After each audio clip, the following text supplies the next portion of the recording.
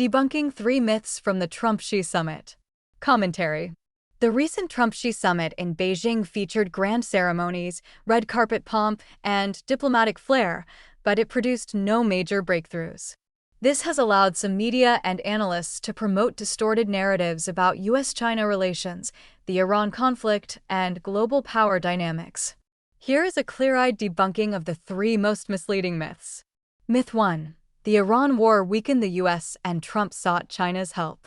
Critics claim the conflict bogged down U.S. forces, depleted munitions needed for a Taiwan contingency, kept the Strait of Hormuz closed, and drove up American gas prices, while China's strategic reserves and green energy push supposedly insulated it and even strengthened its geopolitical leverage.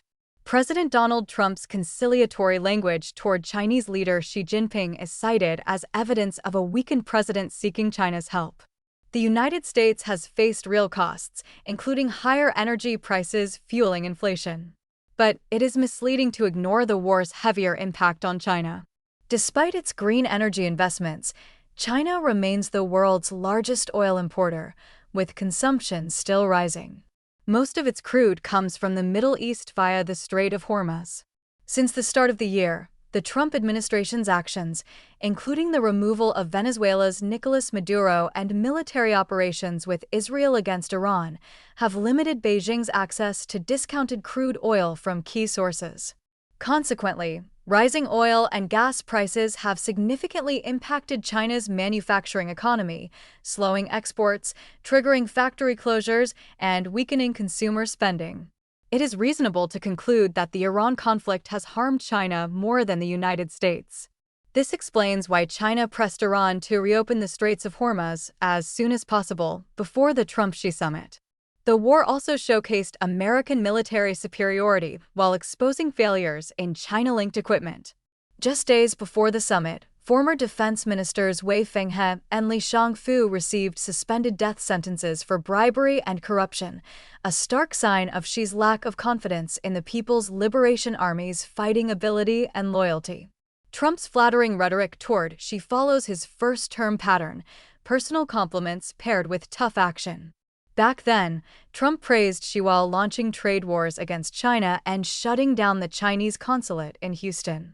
Last month, while Trump was making flattering remarks to Xi, the United States took significant steps against Chinese agents.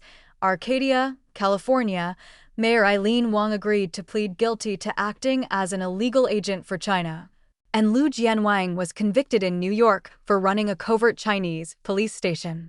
Before leaving Beijing, the U.S. delegation discarded Chinese-issued items, including badges, credentials, souvenirs, gift bags, and especially burner phones, into a trash bin at the foot of Air Force One. The directive was clear: nothing of Chinese origin was permitted on the plane. This precaution was necessary to guard against potential hacking or tracking by Chinese operatives, especially considering that China is ranked as the most active and daring state actor in cyber espionage. These developments show that rhetoric is theater. President Trump and his team recognize China as a serious adversary and are prepared to meet this challenge head-on. Myth 2. China is a rising power, the U.S. is declining.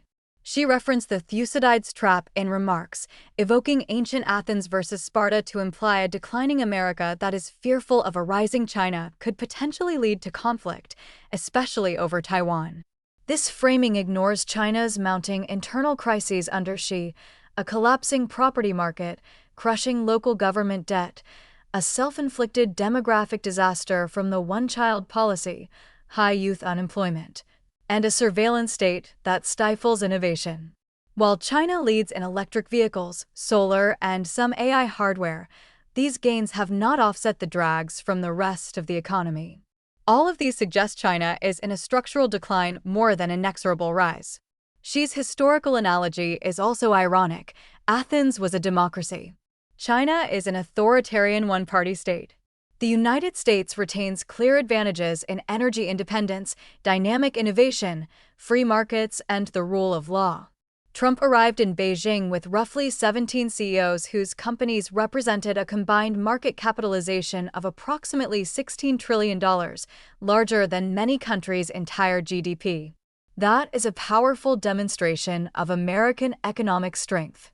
Xi's reception of Trump further undercuts his own "America is declining" narrative. She often treats leaders of perceived weaker powers as subordinates. See the recent diplomatic humiliation of British Prime Minister Keir Starmer.